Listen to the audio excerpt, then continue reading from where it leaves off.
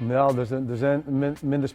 are fewer experts, though we have Cancellara, Stibar, Sepp van Marke, Van Avermaet. There are maybe 10 cyclists who can win. Previously there were 20 to 25 good riders, really good ones. The two Grandmasters saw their luck run out, while a new guard came to the fore in the chilly spring classics of Northern Europe.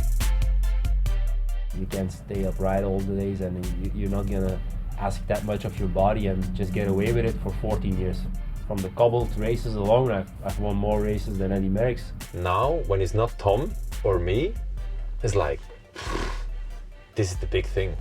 That will be the big headline, the big news the day after. I mean, a new star is born, or a new, something new. Not this is what the last years now happened. Tom, Fabian, Tom, Fabian.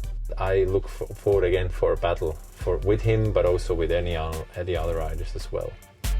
So, is this the end of the Boonen Cancellara era? I would say yes, in a way that they're no longer in a league of their own. That's very clear. But I'm not too sure about saying that neither of them will win a big classic again. What do you think about that? Yeah, I think we haven't heard the last of Fabian or Boonen, but the era is winding down. I mean, they were the dominant riders for a better part of a decade.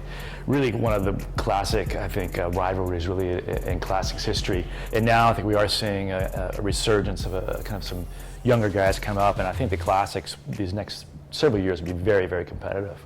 Mm-hmm.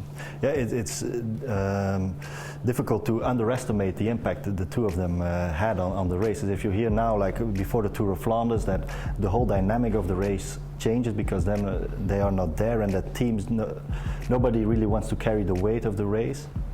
Yeah, that's exactly right. This year, when one of those two guys were out of the races, it just completely changed the whole dynamic of the race. They were always the riders of references. Everyone was always looking at if Boonen went, if you could go with him, you knew you might have a podium. Is the style of classics racing changing? Obviously, the weather is always is a key importance to that. But I think there's more across the board. There's more equality among the teams and the level of riders.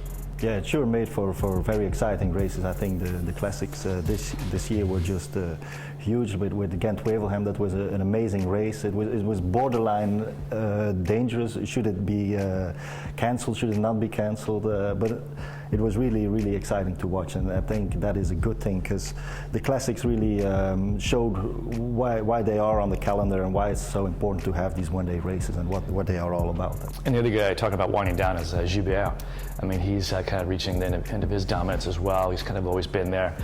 What's it going to be like in Belgium? You're going to have Boonen retiring as well as Gilbert. They have been so dominant that sometimes, like in cycling, was just about Tom Boonen and Philippe Gilbert, and it wasn't really about the races. It was more about their personalities. There will be a transitional phase where we have to accept that perhaps we're not the dominant country. There's still Greg van Avermaet, who can do well both in the Walloon Classic as in the cobblestone classics, but that's the only guy who's like. Sepp van Marke might be one as well, but he didn't have the best classical campaign this year. Yeah, you have guys like Geraint Thomas coming up in the States. We're still waiting for our next George Hincapie to come down the road. It didn't end so well for George at the end there, but the classics, I think, are just such a special part of the racing season that it's a different kind of breed of racer.